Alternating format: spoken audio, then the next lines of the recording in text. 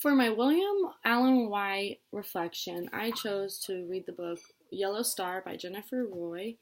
and it is about a girl named Sylvia in World War II, and she is one of the only 12 survivors from the 800 survivors from the ghettos and the death camps, and she was one of the only 12 children survivors.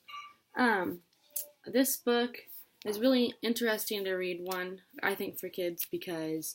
it starts off in the beginning in her introduction. Her niece is the one who wrote it, and she talked about how she wasn't sure how to write her stories and how she was going to, but then she thought about how she was just going to start writing it in her words and at the age she was at that time. And so I really like how they're set up. They're almost kind of set up more like little poems, which is really interesting to see. And it starts off at the age of 4 or 5 and just kind of has it in her view of how she was unsure of what was going on and what she was confused about and how kids at that age would honestly be. And then it takes all the way to where she's about 12 or 13. And so that's a perfect age for the kids in 6th grade and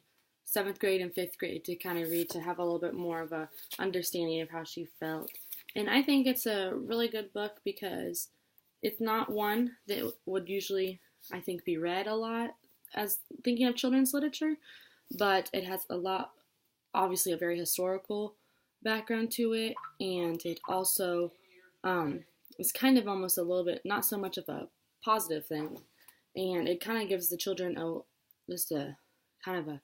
to stop and think about what actually happened at that time and to think about how lucky they are, and